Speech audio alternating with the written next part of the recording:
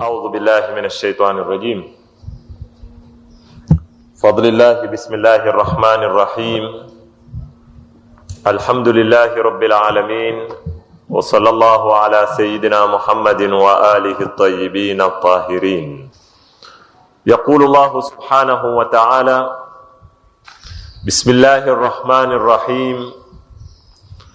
ألم نشرح لك صدرك ووضعنا عنك وزرك الذي أنقض ظهرك ورفعنا لك ذكرك فإن مع العسر يسرا إن مع العسر يسرا فإذا فرغت فانصب وإلى ربك فارغب. Tulikuwa tumeianza suratul inshirah au suratul sharh au suratu alam nashrah.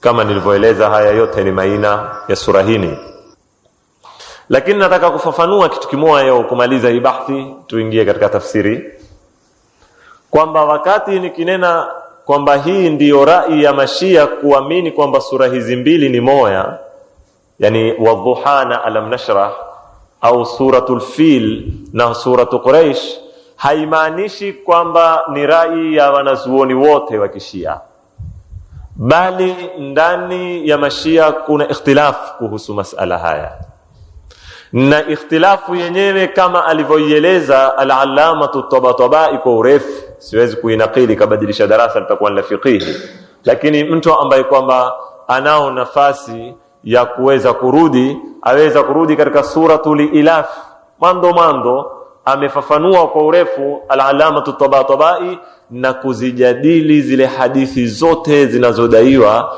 kwamba hizi sura ni moja si mbili. Kwa ufupi, yeye rai yake anena yafaa kuzisoma sura hizi mbili katika rakaa moja, si maana kwamba sura hizi mbili ni sura moja. Na zile hadithi zilizopokewa kutoka kwa maimamu alayhimussalam zikielezea kwamba alipokuwa akiswali akisoma alam tara alikisoma na ilafi, au akisoma wadhuha alikisoma na alam nashra, ni hadithi zadulisha kwamba hufaa kuzitanganya sura hizi mbili, si maana sura hizi mbili ni sura moja. Hii ndio rai ya al-allamatu Tabatabai. Nimenakili kuonesha kwamba katika ushia pia kuna nini? Ikhtilaf. Asitoke wenye kuyua leo wakaanza kunena kwamba kuna wao pia hunena kadhaa. La, ni masala, si masala muttafaqun alaiha, ni masala yana khilaf. Na ndio utaona al-allamatu Tabarasi katika Majma'ul Bayan anena wal mashhur, yani rai ambayo kwamba ni mashhur kwa Mashia ni kwamba sura hizi mbili ni moja, lakini si rai ya wanazuoni wote. Mpaka hapa ndio ilikuwa nimemaliza yana utangulizi wa kuifasiri suratul inshirah. Sasa leo kwa uwezo wa Mwenyezi Mungu Subhanahu wa Ta'ala ndio tutaanza kuifasiri sura kama hili, tukianza na aya ya kwanza. Mwenyezi Mungu Subhanahu wa Ta'ala atuambia bismillahir rahmanir rahim, alam nashrah laka sadrak. Taban, kama makumbuka yana niliwaambia kwamba suratul inshirah iko zawanyo zitatu. Chawanyo cha kwanza chazungumzia neema za Mwenyezi Mungu ambazo kwamba amemneemesha Bwana Mtume sallallahu alaihi wasallam. Nazo ni neema ngapi? Tatu: sharhu sadri na wad'ul wizri wa raf'u adh-dhikri. Hizi neema tatu ndio chawanyo cha kwanza cha suratul inshirah. Alam nashrah laka sadrak, ويني شرح صدر، ووضعنا عنك وزرك، وضع الوزر الذي أنقض ظهرك يكمليشا، ورفعنا لك ذكرك. hizi neema tatu. Kwa hivyo sisi kwanza tuingia katika chawanyo cha kwanza cha suratul inshirah katika zile zawanyo zitatu. Na chawanyo hiki cha kwanza tumenena ndani kuna neema tatu. Kwa hivyo sisi tunaanza na neema ya kwanza, na hii neema ya kwanza ndiyo neema kubwa kabisa. Hakika hakuna neema katika neema aloneemeshwa bwana mtume sallallahu alaihi wa sallam kama hini, na ikiweko yafanana na hini pengine wala saufa yutika rabbuka fatardha, yaweza kuwa iko sawa na hini, au pengine ikiwa imeshinda katiti. Neema kubwa sana. Alam nashrah laka sadrak. Nini maana ya hii aya? Taban tukitaka kuifasiri Kiswahili tuweza kunena hatukukundua kifua chako. Ni nini maana ya kukifungua au kukikundua au kukipanua kifua? Taban anayehutubiwa ni Mtume Muhammad sallallahu alaihi wa sallam. Rai ya kwanza yanena maana ya sharhu sadri, yamaanisha tawsi'atuhu bil akhlaq, ni kukikundua kifua kwa tabia mzuri, bil akhlaq al fadila.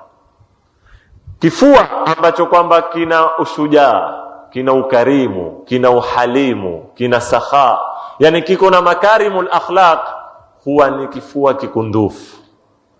Kifua ambacho kwamba hakina makarimul akhlaq huwa ni kama chombo chenye dhiki, hakikunduki kuingia kitu chochote ndani yake. Kwa hivyo tafsiri ya kwanza wanena baadhi ya mufassirina, alam nashrah laka sadrak bil akhlaqil fadila, hatukukifungua kifua chako kwa tabia mzuri. Kwa hivyo itakuwa maana ni kwamba mtumi alipambwa kwa tabia mzuri, ni kama kumwambia wa innaka la ala khuluqin adhim. Hii ni rai ya kwanza. Rai ya pili yanena alam nashrah laka sadrak bil ilmi wal hikmati wa talaqqi al wahy, hatukukifungua kifua chako sio kwa tabia, la, kwa kukiaza elimu na hikma na wahi wa Mwenyezi Mungu Subhanahu wa Ta'ala. Hii ndiyo maana ya sharhu as-sadr. Watatu wanena sharhu as-sadri ina maana bifathi Makkah, yani alam nashrah laka sadraka bifathi Makkah, tulikikundua kifua chako kwa furaha wakati tulipokupa fathi ya Makkah, kwa sababu hakuna siku ya furaha kwa bwana mtume sallallahu alayhi wa alihi wasallam kama siku ambayo kwamba aliweza kuifutahi Makkah. Kwa hivyo siku kama hii ndiyo kifua cha mtume kilipata inshirah, kilifunguka kikiwa na furaha na raha nyingi. Ndio Mwenyezi Mungu akamwambia alam nashrah laka sadrak bi fathi Makkah. Hii ni rai pia. Rai nyingine yanena alam nashrah laka sadraka bil islam wa binurin ilahi wa sakinatihi, hatukukufungua kifua chako kwa kukuletea nini? Uislamu, kwa sababu le Mwenyezi Mungu kama itakavyokuwa katika baadhi ya aya ametuambia man yuridillahu an yahdiyahu yashrah sadrahu bil islam, ule Mungu atakaye kumuongoza hukifungua kifua chake kwa nini? Kwa Uislamu. Kwa hivyo wakati mtume akiambiwa alam nashrah laka sadrak, yani bil islam. Hii ni rai ya ngapi? Ya 4. Wengine wamenena rai ya 5, alam nashrah laka sadrak bi idhhabi ash-shawaghil allati tasuddu an idraki al-haqq. Maana ya sharhi sadri ni kukuondoshea zizingiti na pazia na shughuli ambazo kwamba za kukingiliza wewe na kukupinga usione haki. Kwa hivyo wewe mtume, sisi tulikuondoshea zitu kama hizi: ulimwengu, kupenda ulimwengu, kupenda senti, hawazi. Hizi ndio zinaokufanya wewe usione haki. Kwa hivyo Mwenyezi Mungu amwambia alam nashrah laka sadrak, kwa maana tulikuondoshea zitu kama hizi. Kwa hivyo ikawa wewe haki kwako hakuna pazia baina yako wewe na nini? Na haki. Rai ya 6 yanena alam nashrah laka sadrak. Sharhu sadri yamaanisha kumkundua kifua cha mtumi kwa kumuondoshea ile dhiki aliyokuwa nayo, sababu mtumi alikuwa na dhiki sana kila alipokuwa akiuangalia umma wake, jamii yake. Na ndipo pale alipokitoka Mui akenda akiketi katika jabali la Ghari Hira, akianda kufikiria kwa kuona jamii yake namna ilivyodudumia katika maasiya, namna ilivyokuwa imedudumia katika dhulma na kila sampuli ya ufisadi na unyanyasaji. Akawa afikiri, nitauokoa vipi mimi hunu umma wangu? Dhiki kubwa alikuwa nazo mtume. Usione kwamba alikuwa na raha. Miaka 40 apika na kufikiri hapati ni wapi aande, vipi atauokoa ule umma. Wamsikitisha, wamkata maini yake, paka Mwenyezi Mungu Subhanahu wa Ta'ala aya ampe nini? Mwongozo, amwetee Uislamu na ambainishie ni ndia gani atazifuata katika kuukomboa ule umma wake. Sasa maana ya alam nashrah laka sadrak yamaanisha kwamba tulikufungua kifua chako, kwa maana tulikuondoshea zile dhiki uliokuwa nazo ulipokuwa hupati jibu la suala ulionalo, nitaukomboa vipi hunuma umma wangu. Kwa hivyo tukakuetea mwongozo kutoka mbinguni. Mwenyezi Mungu amwambia, mwongozo huu ukakuondoshea zile dhiki uliokuwa nazo, kila wakati tauokoa iye umma kama hunu, nitauepushia iye ibada ya masanamu, ndio ukapatikana na inshirah ya moyo kwa kuuyua sasa ndia ya kuwapeka mihini. Hii ni rai ya ngapi? Ya 6. Zote zajaribu kufasiri alam nashrah laka sadrak. Rai ya 7 yanena sharhu sadri yamaanisha shaqqu.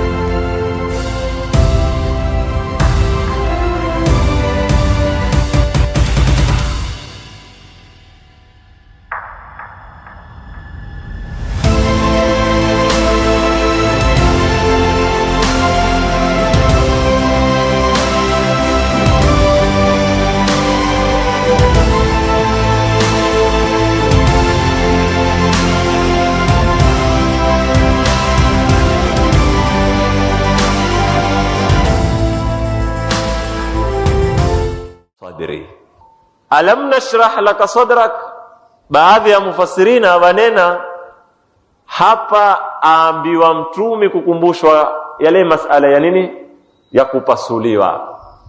Sisi mathalan tukisikiza miraji tasikia kwamba Jibrili alipokuwa pale msikitini kabla ya kumtukua alikuwa na tasa la dhahabu, sio? Na ndani kulikuwa na makasi sio ya dhahabu, na zombo ni za dhahabu, na mai ya Zamzam. Akampasua kutoka hapa kilindakoni hiki, sio, mpaka chini ya kitovu, akararuliwa, akatolewa moyo wake. Kulikuwa kuna kinyongo sijui cheusi pale, ndio kikatolewa kile, kisha ukasafishwa ule moyo, kisha akaagizia tasa la elimu likamiminwa ndani ya ule moyo, akaagizia tasa la hikma likamiminwa ndani ya ule moyo, kisha akapiga uzi akamshona paka mwisho. Sasa baadhi ya mufassirina wanena alam nashrah laka sadrak, maana yake sharhu sadri yani ni shaqqu sadri. Hizi kulingana na ufuatiliaji wangu ni rai 7, zote za jaribu kufasiri nini alam nashrah laka sadra. Ndugu zangu Waislamu, Tukio la mtume kupasuliwa kifua ni tukio maarufu sana katika tarikhi ya Kiislamu, na ni tukio ambalo kwamba halikuwa mara moja wala mara mbili wala mara tatu, bali kuna ikhtilafu baina ya kwamba ni ilikuwa mara 4 au kuna na ya 5. Wengine unena ni mara 5 alifanyiwa operation kama hini, wengine wanena ni mara 4 peke yake. Kwa hivyo kitu nataka kuwatanabahisha ni kwamba si mara moja inavyozungumza tarikhi kwamba mtume alifanyiwa kitu kama hiki, ni la mara 3. Hakuna ikhtilafu kwamba ni la mara 3. Sasa ni 4 ni 5, hapa ndipo kuna ikhtilafu namna lilivyoelezwa katika historia ya Kiislamu. Kisha wanazuoni wa Kiislamu wamekhtalifiana kulikubali tukio hili na kulikubali, yani kulikataa. Kuna baadhi ya wanazuoni wa Kiislamu wamesikilia hadi ya kulikataa hili tukio na kulikanusha, na mpaka kudai kwamba ni tukio la kutungwa na lina mikono ya Kiyahudi na ya Kikristo na lina shabaha ya kumchafua bwana mtume sallallahu alayhi wa sallam. Wako baadhi ya wanazuoni wamezosikilia hadi kama hili.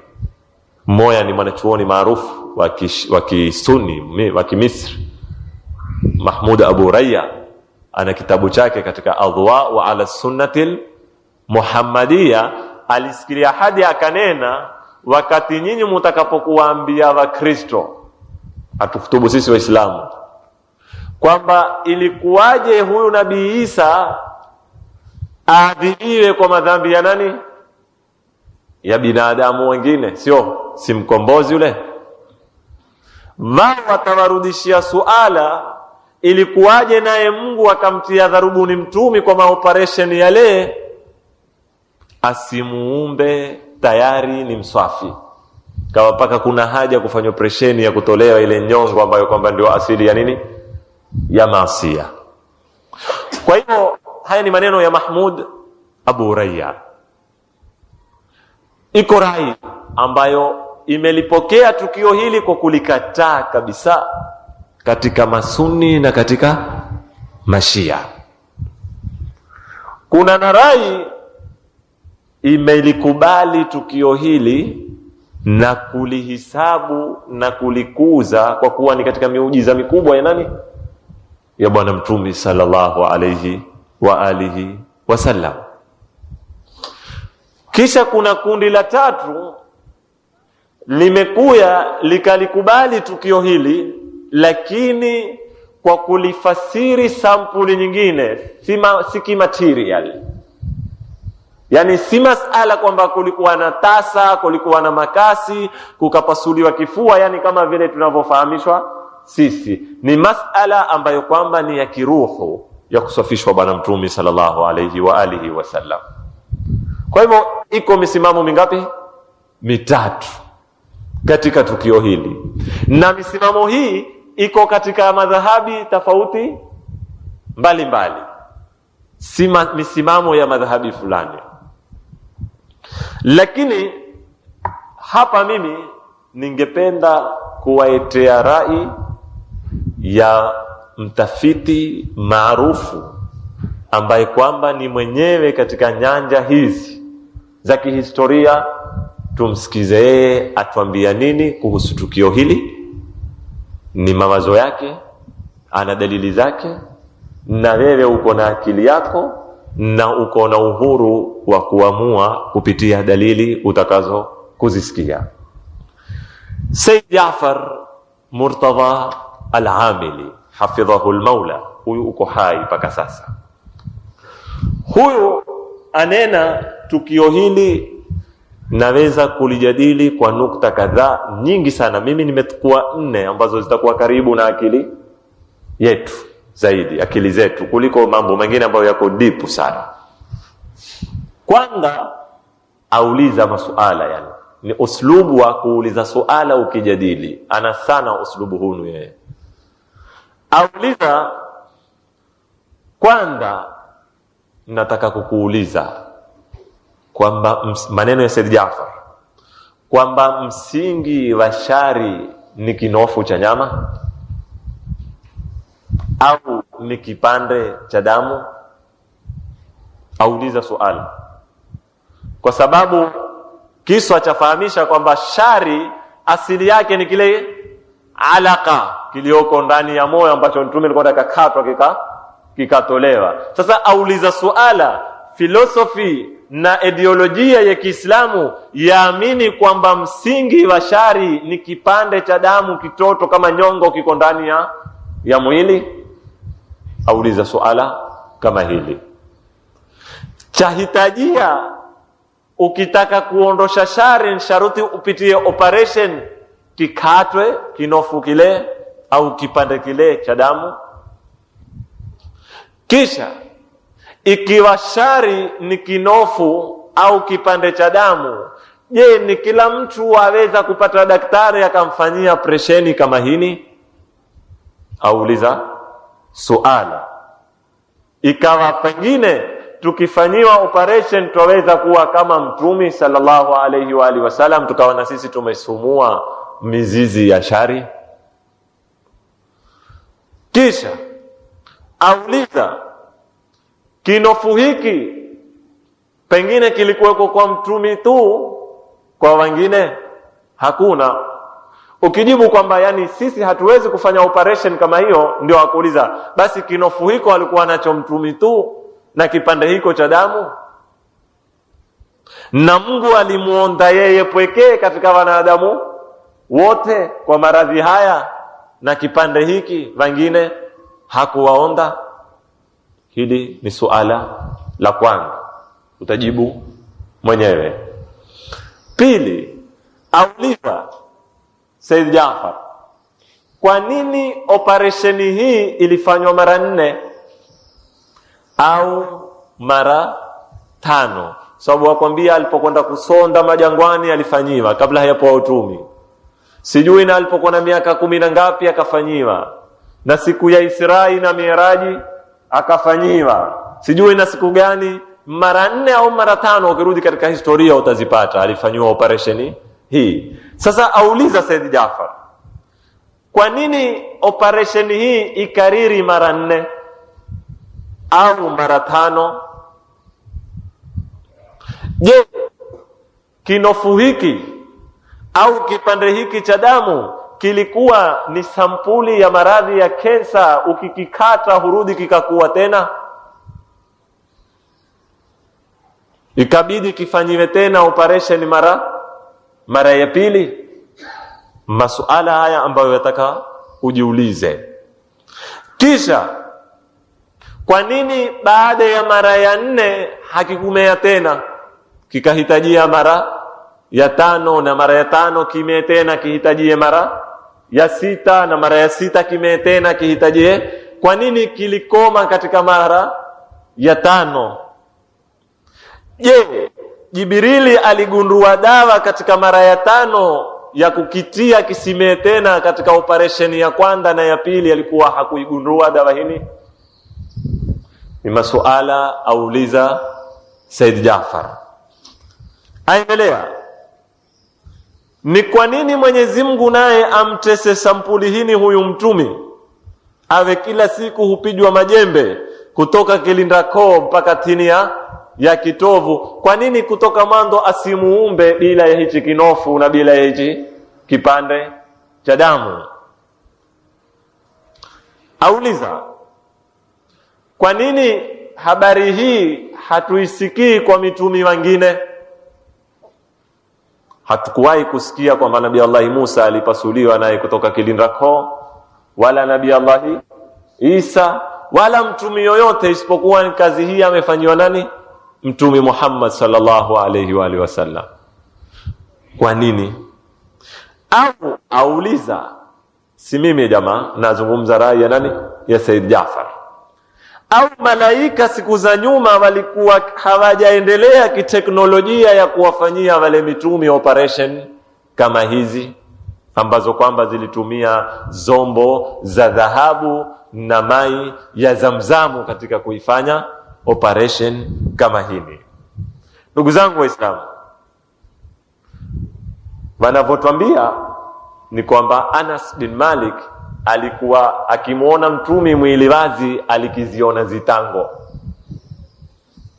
zitango za nini, za kushonwa. Kwa hivyo usinambie ni masala ya maanawia, wanena kuna zitango ni maana kuliki. Anas anena katika tarikhi kwamba yeye alipokuwa akimuona kifua cha mtumi sallallahu alaihi wasallam kiko wazi, alikiona ule mstari wa zitango. Kama hiyo wewe ukiwa umefanywa operation haiondoki ile alama, pengine baada ya muda mrefu sana. Kwa hivyo ilikionekana ile zitango namna aloshonwa. Kwa natija hii Said Jafar akataa zitu kama hizi, na asema hizi ni Israiliyat ambazo kwamba zimepatikwa na hazina msingi, na huoni sababu ya mtumi kupigwa kwa mageli sampuli ile akawa hupasuliwa akitaka kusafishwa, kwani sisi twajua mtumi Mwenyezi Mungu amemuumba uko safi. Na masala ya kusafishwa mtu si kipande cha damu kwamba kiko ndani ya mwili tataka kutolewa, wala kipande cha nyama, si masala ya kimaterial, ni zitu za kiruhu, ni zitu za kimani. Kwa hivyo hii ni mfano nimependa kupiga na kufafanua katiti, na atakao tafsili ya misimamo ya wanazuoni kuhusu kiswa hiki arudi katika zitabu za tarikh.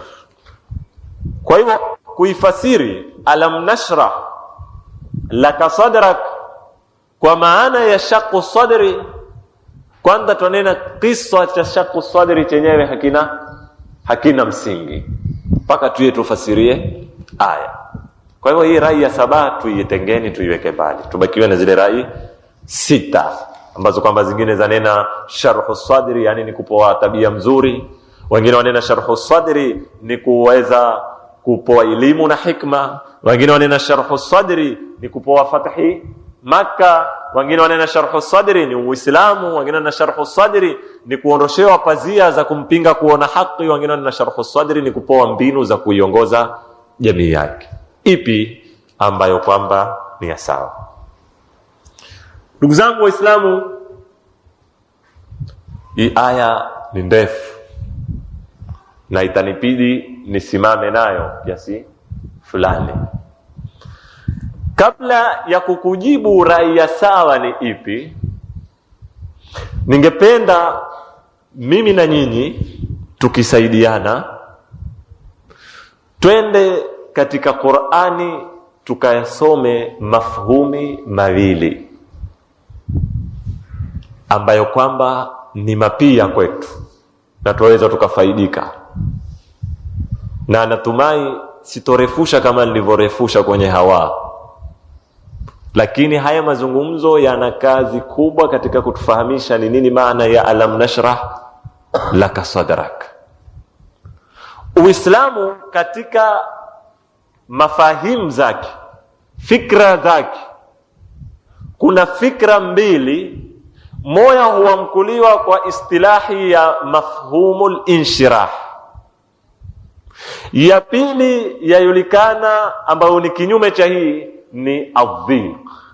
Kuna inshirahu sadri, kuna nadhiqu sadr. Na mafhumi haya mawili yamezungumzwa sana katika Qur'ani kwa ndimi za mitumi mbalimbali, na Mwenyezi Mungu akiwaahidi hata wasokuwa na mitumi atawapa. Kama hii tunayoisoma sisi, utakuta mtumi ameahidiwa kupoa hii fikra ya nini, ya inshirah, alam nashrah laka sadra. Nabii Allah Musa aliomba haswa apoe hili inshirah. Alipoambiwa nenda kwa Firauni, ukamlingania akamwambia rabbi shrah li sadri wa yassir li amri wahlul 'uqdatan min lisani yafqahu qawli. Kwa hivyo kitu cha kwanza alichoomba Nabii Allah Musa kama silaha ya kwenda kupambana na nani, na Firaun aliomba inshirahu sadr, akamwambia Mwenyezi Mungu, Rabbi ishrah li sadri, ama sio? Mwenyezi Mungu Subhanahu wa Ta'ala akatuambia na sisi pia tusokuwa mitumi, faman yuridillahu an yahdiyahu yashrah sadrahu bil islam fahuwa ala nurin min rabbih. Na ni aya nyingine tutazisoma mbele kwa urefu. Kwa hivyo kuna fikra kwa Uislamu ambayo ina dauri kubwa katika kumwendesha Muislamu katika maisha yake, yajulikana kwa ina la al-inshirah. Mkabala wa fikra hii kuna fikra Mwenyezi Mungu ayamkuwa ni dhiqu sadri, sasa si inshirahu sadr, na pia imetumika kwenye Qur'ani. Mwenyezi Mungu ametuambia walaqad na'lamu annaka yadhiqu sadruka bima yaqulun, twajua kwamba wewe kifua chako hufanya nini? Hufanya dhiki kwa haya wayanenayo hawa makafiri. Mwenyezi Mungu pia akatuambia katika aya nyingine, nafikiri ni kumnaqili Nabii Allah Musa, wa yadhiqu sadri wala yantaliqu lisani, ambao kinyume cha hizi aya mbili ni rabbi shrah li sadri wahlul uqdatan wala yantaliqu lisani. Rabbi shrah li sadri wa yadhiqu sadri, utazikuta ni zitu za kabiliana zitu hizi ziwili. Kisha Mwenyezi Mungu akatuambia wa man yurid an yudhillahu yaj'al sadrahu dhayiqan haraja kaannama yas'adu fi sama. Sasa hizi ni fikra mbili mzito katika Uislamu. Fikra moja yaitwa inshirahu sadr, kinyume chake dhidi yake ni dhiqu sadr. Na hizi fikra mbili ni fikra zina alaka kubwa katika masala ya da'wa, katika masala ya kufanya nini? Tabligh, katika masala ambayo kwamba ni ya mapambano kati yetu kama Waislamu na wasokuwa sisi, ziko na dauri kubwa sana. Kisha fikra hizi mbili zinapitia katika kifua cha mwanadamu na kusudia moyo, ambao ni kimoja katika zombo sita nilozieleza katika nini? Suratu Dhuha. Mahala pake hizi ni kwenye moyo, si kwenye akili, si kwenye irada. Zina kazi kubwa katika kukupandisha mwanadamu na katika kukuangusha. Zina kazi kubwa katika kuifanya kazi ya da'wa na tabligh ifaulu au ifeli. Zina kazi kubwa hizi katika kukufanya wewe uwe na nishati, au kwa lugha ya kisasa uwe na morali wa kufanya yale unayoyafanya, au uvundike moyo. Kwa hivyo mimi nitapenda kuzisoma hizi fikra Kiislamu. Baada yake ndiyo tutarudi kwenye alam nashrah laka sadrak, tuone kwamba Mwenyezi Mungu Subhanahu wa Ta'ala ataka kumpa mtumi hiki kitu ambacho kina alaka katika mambo ya nini? Ya dawa. Si mambo ya kupasuliwa zifua wala mambo yani, ni masala amika, ni masala yana ukweto, yana undani, yana filosofi kubwa, yana hikma kubwa katika mapambano ya bwana mtumi. Na ni masala mtumi amepoa Nabii Allah Musa aliyaomba wakati ataka kwenda kupambana na nani? Na Firaun. Akamwambia rabbi shrah li sadri wa yassir li amri wahlul. Ilikuwa ni silaha muhimu katika da'wa. Kwa hivyo silaha kama hii yataka tuisome ili na sisi tuweze kuona tutaitumia vipi katika harakati zetu, katika mwamko wetu, katika kutaka kuleta mabadiliko katika mii yetu. Tukikosa sifa kama hii ni kufaulu ni tabu. Ni lazima tuwe na sifa ya inshirahu sadr. Hapa ndugu zangu ndio mahala nitasimama kwa urefu. Lakini kabla ya kuingia ndani, tuna zitu zidogo ambazo tunataka tuzifahamu na tuzisafishe kabla hatujaingia deep kwenye hii fikra. Sisi tumeona hii aya imetumia matamko mawili, alam nashrah laka sadrak. Tabani ina matamko zaidi ya mawili, nazungumza mawili ndio muhimu katika kuyafasiri.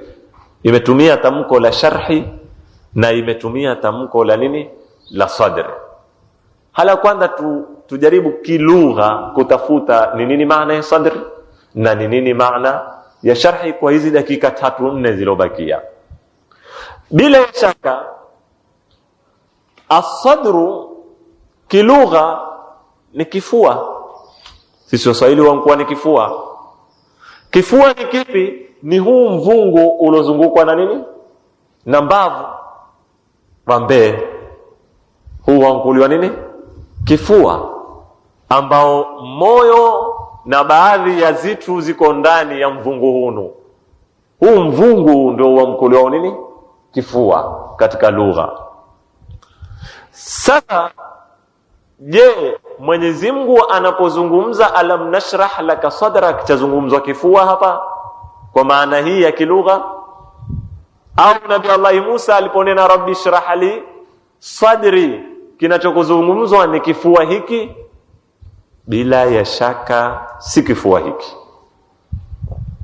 tunachokifahamu, bali ni moyo ambao kwamba uko ndani ya nini, ya kifua, kwa sababu huu mvungu ndio mahala uliopo nini, moyo.